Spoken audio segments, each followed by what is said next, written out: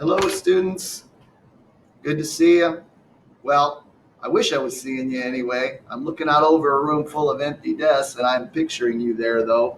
So today is actually Monday, the 30th of March.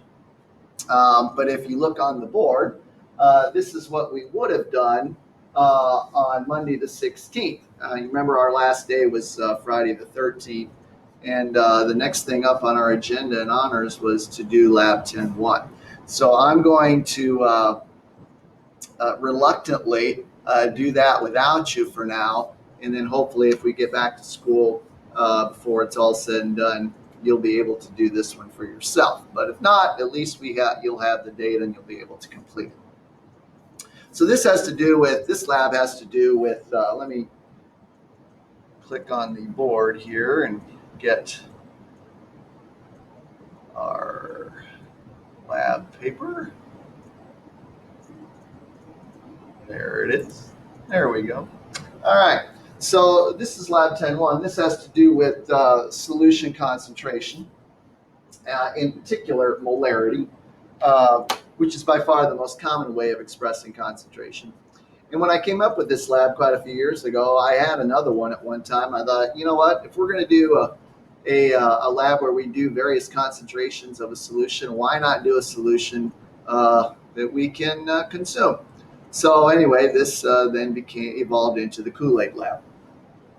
So there, anyway, and just as a reminder, or as a, just to recall, molarity is one way of expressing solution concentration. It's the number of moles of solute per liter of solution. Remember, the solution is the solute and the solvent combined, right? Which is different from molality.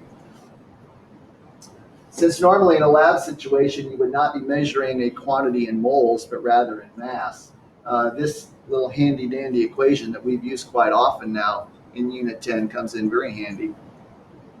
Basically, it's the first two steps of mass stoichiometry, which converts mass to moles. And so we're going to be using that today too. So I'm going to go ahead and go to the next page of the lab where the data is, and as I go through the procedure, I'm going to refer to this data table and fill in some data for you that then I would then want you to do at home. So what we're going to do today is make 4 different solutions of Kool-Aid. We're going to start out fairly diluted and work our way towards a more concentrated solution. And I'm going to show you the differences in appearance, and you can probably guess the appearance and taste by the way I react after tasting them. But anyway, what we're going to start out with, in solution number 1, we're going to use 2.25. Whoops, my marker has died on me. We're going to use 2.25 grams of Kool-Aid. In solution 2, we're going to double that to 4.50 grams. Double it again in solution 3 to 9.00 grams. And then finally in solution 4, double it one last time to 18.00 grams. The volume of our solution we're going to keep constant at 200 mLs. I'm going to record that though as 200 decimal point so that we keep the 3 significant figures. So this will be the same for all 4.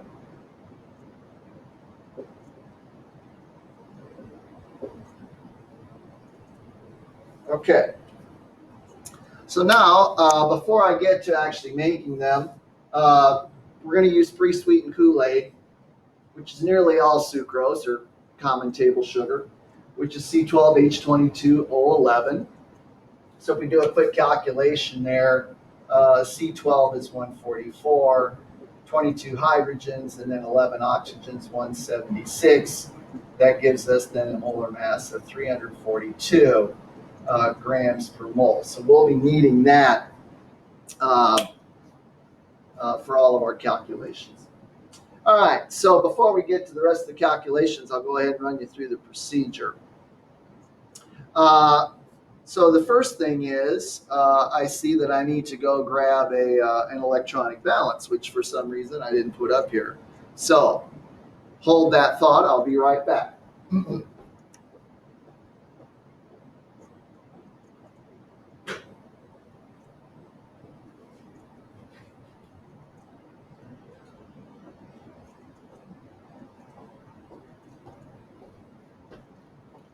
Well, that was certainly good planning on my part.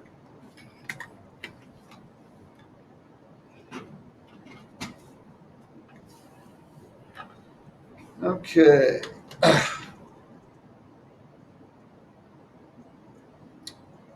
There we go. All right. So first thing is, so I'm going to use this 250 ml beaker as my mixing cup and my measuring cup, actually. So I put it on the balance and zero it out. And as we saw, our first solution of Kool-Aid is 2.25 grams. I got grape and fruit punch here, which I was going to offer to you guys too when you do this. I'm kind of a grape man myself. So I zeroed out the balance, so I'm just going to go ahead and spoon in 2.25 grams. And a little bit more. Perfect. All right. So I've got that in. I want 200 mLs of the solution. Now, normally, I would never in a million years have you measure volume in a beaker because we know that's not all that accurate. But for the purposes of this lab, it'll be fine. So I'm going to, and I also have foregone the goggles on this one. I don't think I'm going to do anything terrible to my eyes making Kool-Aid. So right about to the 200 ml line. And I'm going to stir it up. Make sure that all the solute, the sugar, the Kool-Aid mix is dissolved, which it dissolves quite easily. As you can tell, this is not anywhere close to a saturated solution. We can dissolve much more, and we will. So take a look. Doesn't look too strong, does it? I'm going to pour out one just so that you can see it. We'll compare them as we move on through the other three solutions. But I'm going to get a little paper cup here. There we go. Pour myself a little drink here.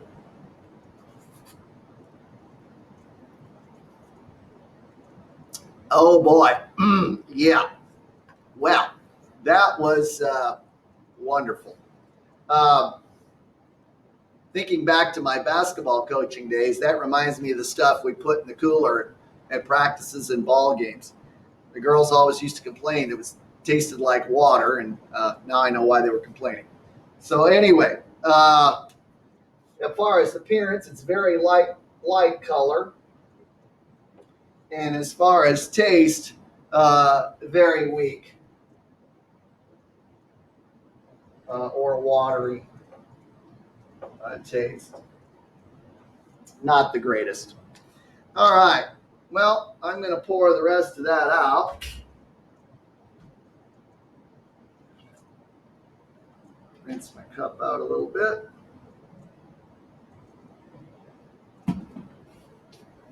There we go.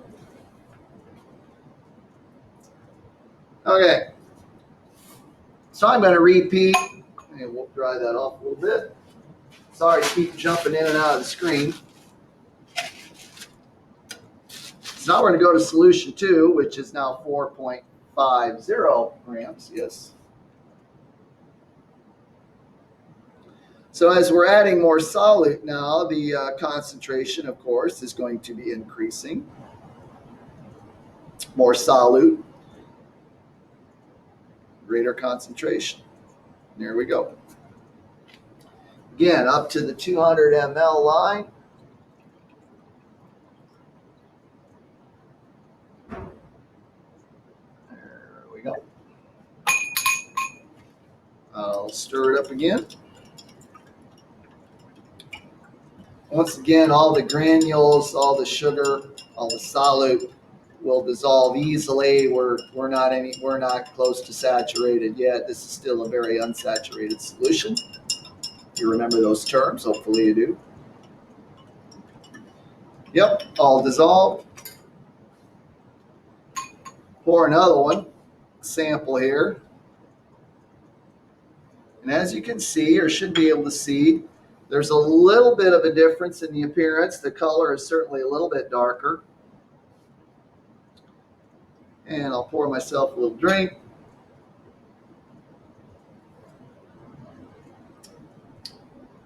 Well, still pretty watery. However, I definitely can taste more grape than I could on the last one. So, as far as appearance, somewhat darker.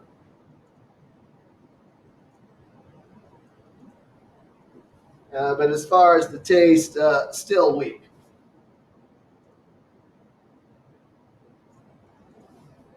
So we haven't got to that optimal concentration just yet. I'll pour that out. Rinse out the cup. All right, now we'll go to solution 3, which is 9 grams. Now we're talking. Be a little more liberal pouring that in there now.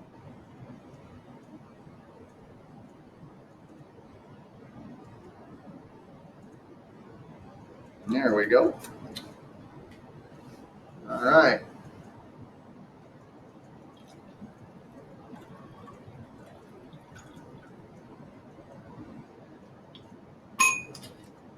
Now this is starting to look like Kool-Aid, at least in my opinion.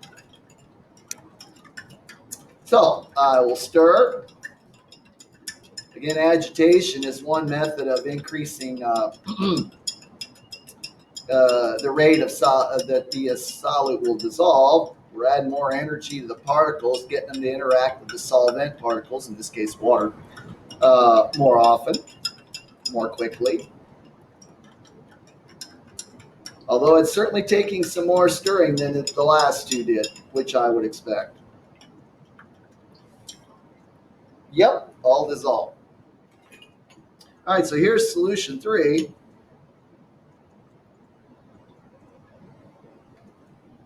Should start to see a definite change in the appearance now, and I'm hoping to see an equal change in the taste.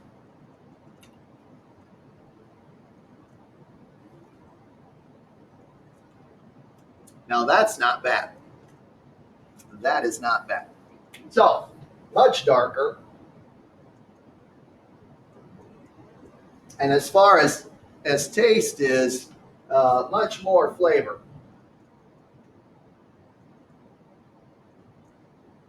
So our concentration is now finally increasing to a point where I would call it somewhat tasty. All right. One last time. I'll pour that out. Rinse out the beaker.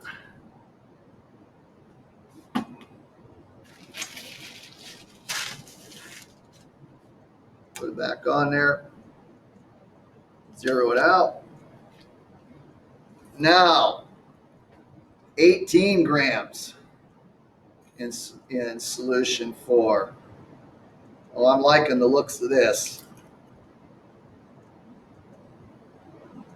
Now we're talking.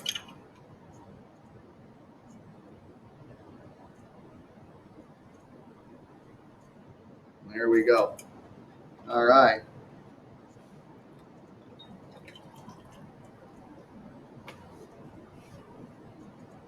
Okay.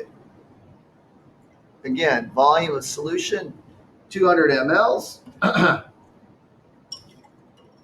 Oh, if I must say, this is looking quite nice.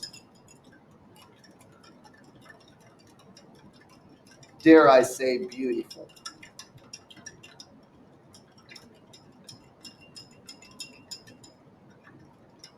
The question is, I guess one question would be, have I exceeded its saturation point? Because remember, to make a supersaturated solution, you either have to heat up the solvent, in this case the water, or we would have to pressurize the container in order to increase its solubility. We'll see if that's necessary. I don't think it is from years past, but it's certainly taken a lot more agitation. Let me take a look at this more closely. Look at the bottom. Well, looks to me like it's all dissolved. So we haven't quite hit the saturation point yet, but we certainly are gotten a lot closer. All right, so here's solution 4.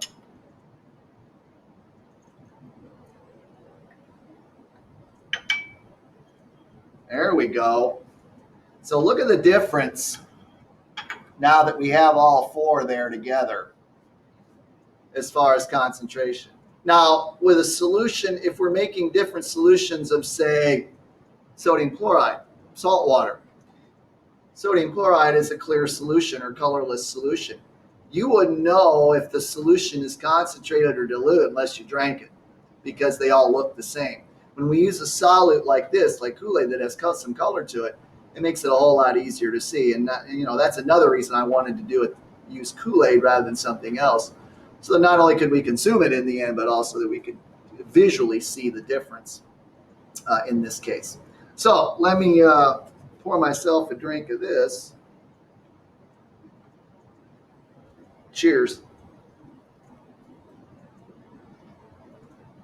Oh my goodness. Now that's Kool-Aid. That's Kool-Aid. So as far as appearance, very dark. Well, there's that bad marker I need to get rid of. Made it. All right.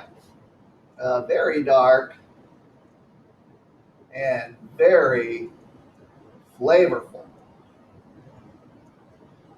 Delish. You don't have to write that. All right. Okay. So let's talk real quickly about the calculations. I'm going to go through one set of them. Calculations 2 through 5 involve you calculating the number of moles and the molarity of each of the four solutions. All right. So we have our molar mass here. So we want to find the number of moles and the molarity. So we're looking for N and M. Remember, molarity is capital M in solution 1. All right, so moles first. So that's mass over molar mass. So the mass of Kool-Aid was 2.25, molar mass 342. And again, since this is going to be an intermediate calculation before our molarity, which is what we're ultimately trying to get, I'm not going to round this one. So this would be 0.006 5789 47368 moles. And then to find the molarity of the solution, which is again M is N over V, moles of solid over volume of solution in liters. That's the thing we didn't mention yet. But remember, in molarity, our volume's got to be in liters. So our number of moles, again, 0.006 5789 47368. Our volume in liters, of course, we would divide this by 1,000 or move the decimal 3 to the left. So it'd be 0.200 liters, keeping those zeros because they are significant. And then based on our data here, most of these are 3 sig figs. This one's 4, so we're going to run with 3. 0.0329 molar. Remember, those zeros there are not significant. So this is to 3 sig figs.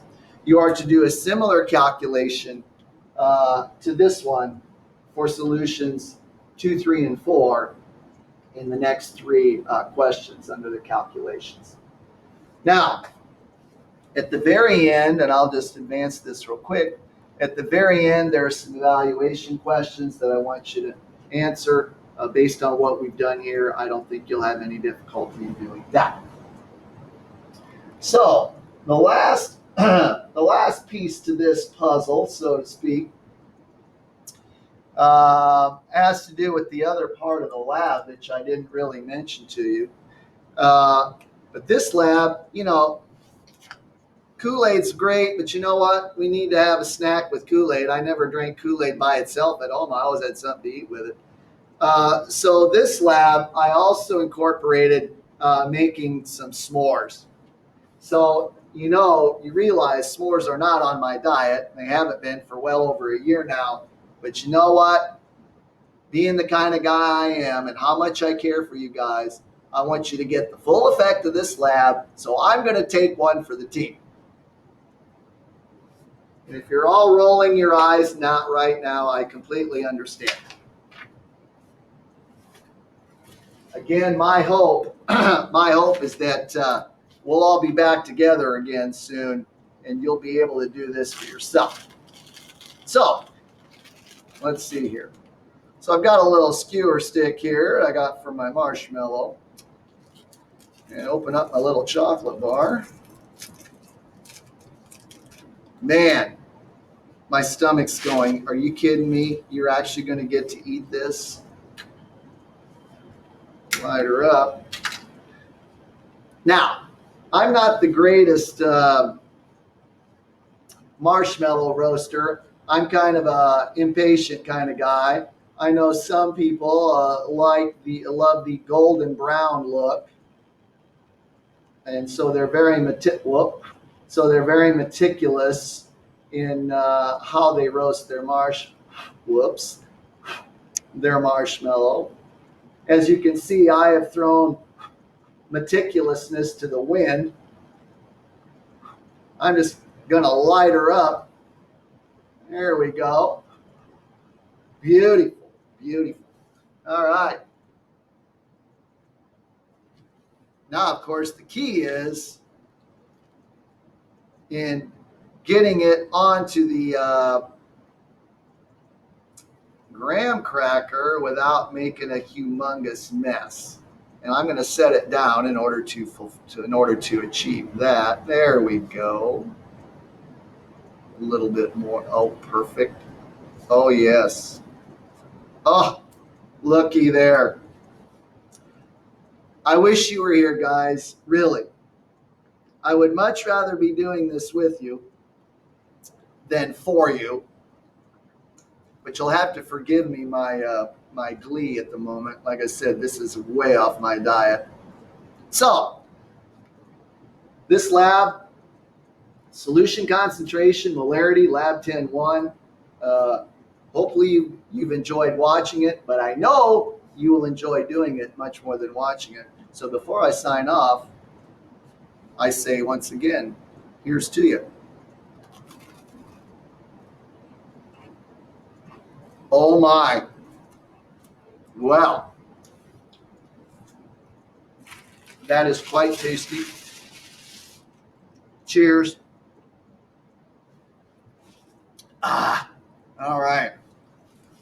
So, this is Mr. Keister signing off. Till I see you next time. Miss you guys. Take care. Get this lab done. And when I get the updated modified do nows on my Canvas homepage, which I'm doing today, you'll be able to see when you are to submit this for a grade. So take care, guys. Talk to you soon.